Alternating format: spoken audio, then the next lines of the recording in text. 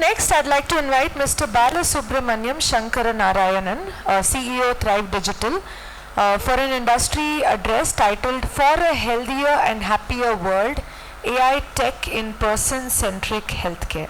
Please join us. Welcome Mr. Balasubramanian. Over to you, sir. Appreciate it. Good morning, good afternoon, everyone. Why am I here? Couple of key things. I think everyone is aware that AI is changing the world around us. Like someone was mentioning, we underestimate the long-term impact of anything new while we overestimate the short-term impact.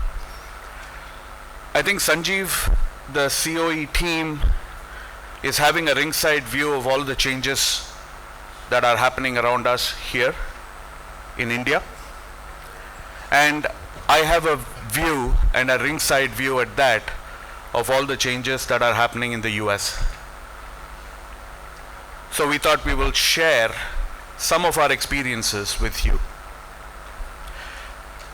So I'm going to try and do an AGI environment out here.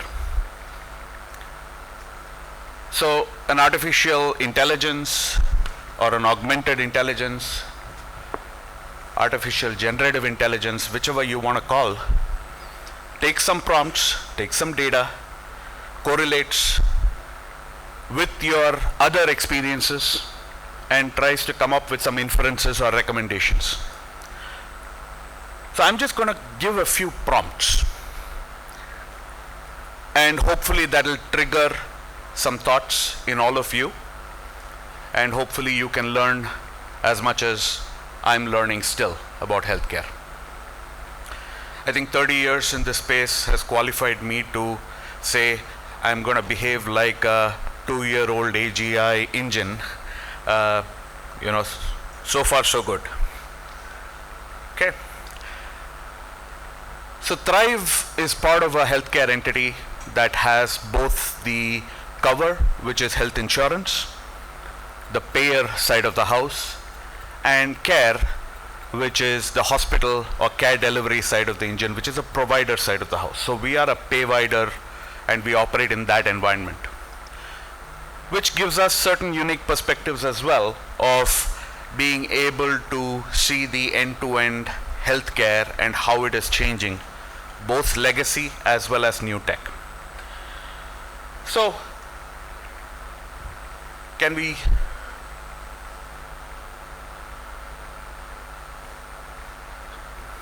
thank you. Yes. Oh, perfect. Thank you.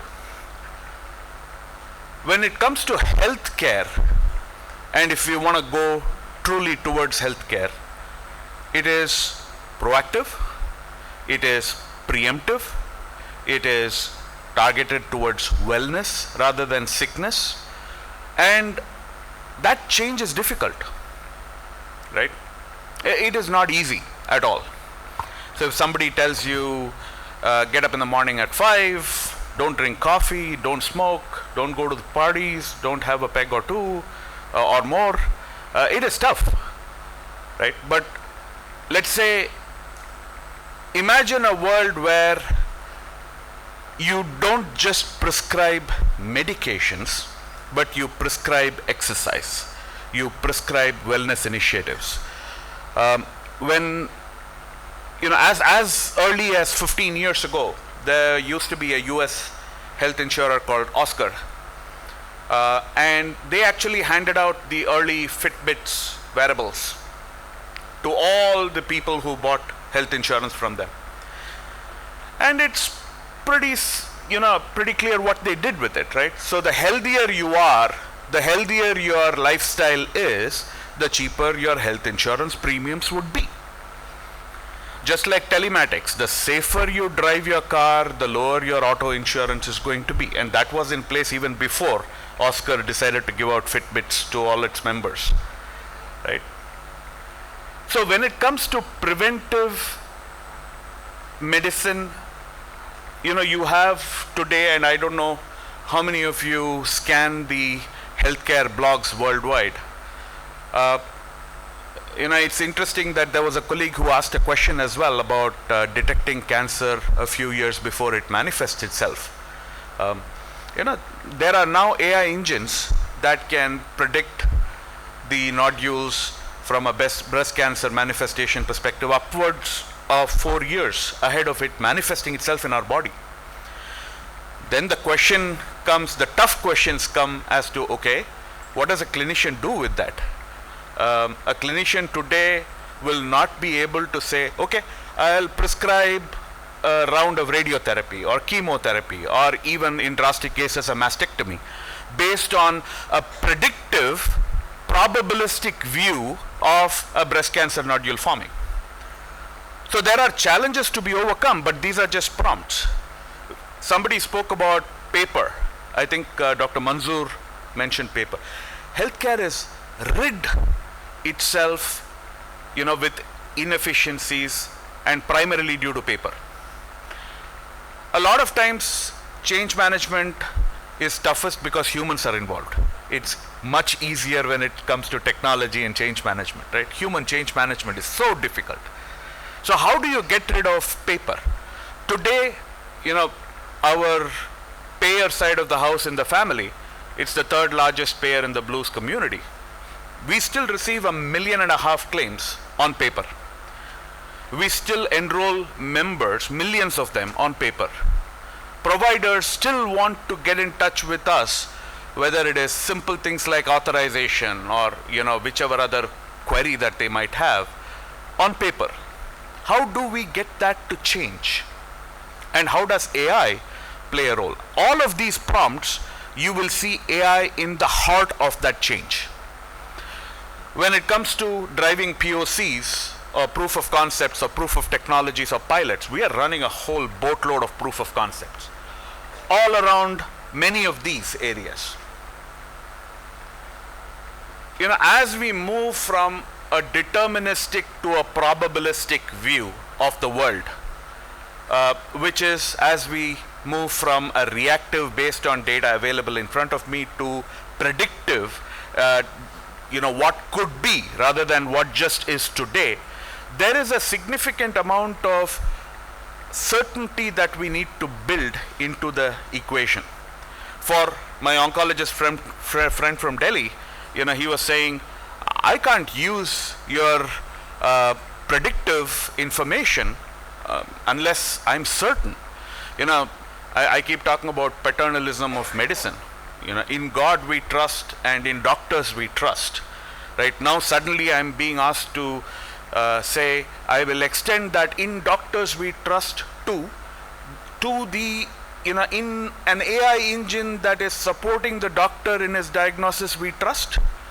So that's taking it a bit too far unless we are able to provide that level of certainty and database certainty. So how does an insurance company move towards personalized cover? Just like we keep talking about personalized care, of course, the Oscar example is one, wherein the more fitter you are, the more healthier your lifestyle is, the lesser a disease occurrence could potentially be, the lesser my risk is, and therefore the lesser the premium. So that's a straightforward equation.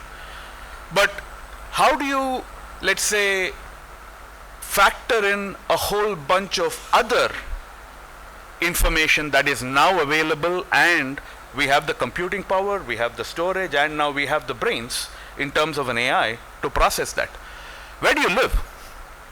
Do you live in a busy area in the heart of the city? Is it polluted? Is it not? Do you live in the suburbs with clean air, fresh water? How long do you have to travel to work?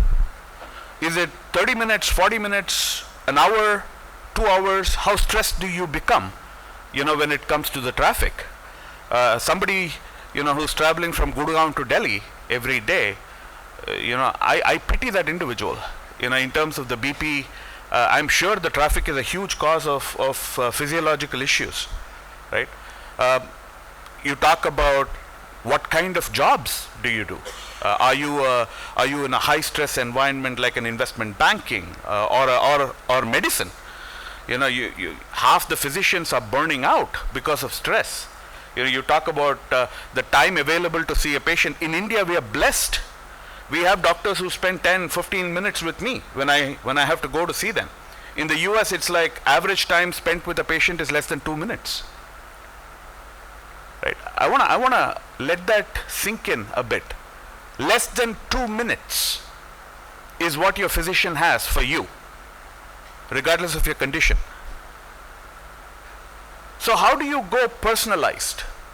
How do you take in all of these factors? Where I live, what do I eat, how long is my lunch period, at office? Do I just have enough time to grab a quick, relatively less healthy option, which could be fast food? Or do I have a proper facility at my workplace that will allow me a healthy, balanced meal? There are a whole host of social determinants of health that are now coming in. The beauty is now we have the ability to take in the millions of data points, the petabytes of data, and make some sense out of it, wherein humanly it was impossible before. And of course, we spoke about trust. Trust is something that is immensely difficult, but very, very required if we are going to drive this change. Can you move to the next one? Next slide, if you can. I'm going to leave a few prompts with you again. I think the bell has rung. But I don't know how many of you read Vinod Khosla's article a couple of days back. He speaks about, again, operation theaters, in-demand operation theaters, now suddenly moving home. I think we have seen the shift towards home care and community care, particularly for chronic patients, rise, at least in the US. It's on the rise here as well. Geriatric population increases.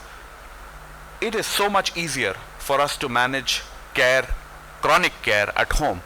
But that requires a whole boatload of different guardrails involved as well. The simplest being technology and access, the most complex being how do I provide a secure, both clinically as well as technologically secure environment for these people to transmit a whole boatload of health information across to people who can truly help you. I also read that, for example, there are already electrocardiograms, FDA approved, in place that can self-diagnose 35 conditions. So what you actually go to a physician for is only the expert beyond these commonly occurring conditions, where you will need some specialist help. If you move on. And lastly, I think when you look at the cure, there are a boatload of life sciences organizations. Personalization in medicine is already there. Anyone who's received a blood transfusion, for example, based on your blood type, you're getting some. An example of an aggregated personalization. But when you look at medicines that can both, treatment, I would say care pathways or treatment regimes that can both prevent type 1 errors and type 2 errors. Those are phenomenal in terms of personalization. Making sure you don't get a drug that will already not work for you, especially in oncology. There are many people where, some of the recognized chemo regimes will not work because of your physiology, because of your biomarkers. You can essentially not give that and improve quality of life. But at the same time, there are treatment regimes that can work, specifically for you, and we need to get there. And that is the holy grail, the personalization. Drug discovery is another area where artificial intelligence is huge. I think as we take in these prompts, there are a few more prompts that I'll leave you with. If you go to the next slide. Again, a lot of these are for us to introspect, connect the dots, make sure that we discuss with our network, the neural network that's physically sitting in the room next to you. Please talk to each other. Again, healthcare is a very, very unique discipline where we are all experts in slivers, and just like McKinsey says, me-see approach is required. Hyper collaboration is required. Mutually exclusive expertise, but at the same time, when you talk together, you have collectively exhaustive information and insights. So I leave you with these prompts, and hopefully you can use this to understand and interact with the fellow experts who are coming after me and make use of this session and conference much more. So thank you once again, NASSCOM, for having me here. Thank you, Sanjeev. Appreciate it. Thank you so much, sir. Please stay back with us. May I invite Mr. Sanjeev Malhotra to please hand over a memento to our speaker.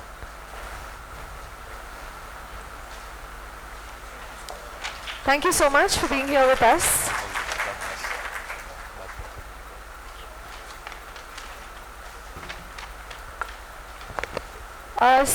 We will now break for tea. It's 12 sharp. We'll see you back in 20 minutes. 12:20 we resume our next session. Please join us back in time. Thank you.